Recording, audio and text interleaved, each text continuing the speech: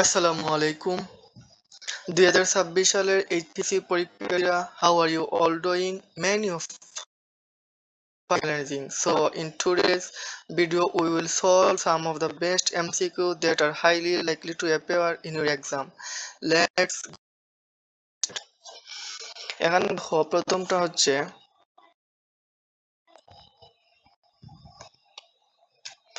Binary number সিস্টেমের base কত? Base হচ্ছে 2। পরেরটা দেখো তো 1 বিট ইকুয়াল কত বিট? এখানে হচ্ছে 8টা। আমি আশা করি তোমাদের সবগুলো পড়া হয়েছে, কিন্তু এখন শুধু আমার সাথে রিভিশন দিবা। এখানে দেখো 3 নম্বরটা হচ্ছে আজকে কোড এর মোট কয়টি ক্যারেক্টার থাকে? মোট হচ্ছে 128টি ক্যারেক্টার।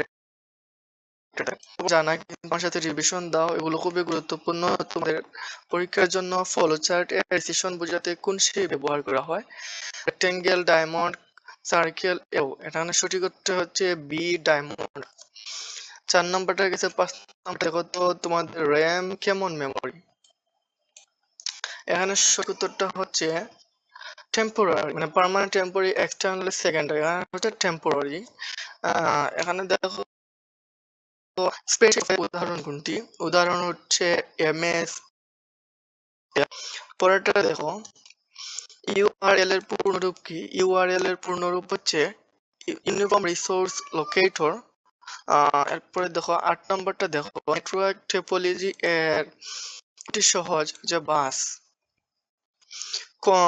কমপ্লিটলি ট্রান্সলেট করা। এরপরে 10 নম্বরটা দেখো ইমেইল এর ক্ষেত্রে সিসি অর্থ কি? হচ্ছে কার্বন কপি। তোমাদের সময় নষ্ট করলাম, আমার সহজে ভিডিও শেষ করলাম। তোমাদের যদি রেসপন্স ভালো পাই আমি পরবর্তী সাজেশন গুলো দেবো ইনশাআল্লাহ।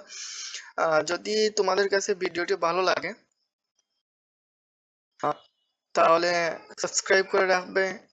এই ছিল আজকের ICT MCQ আলোচনা। I hope you found this video helpful. If you have any question, let me know in the comments. To get more video like this, make sure to subscribe and stay tuned. Best of luck to everyone. Thank you.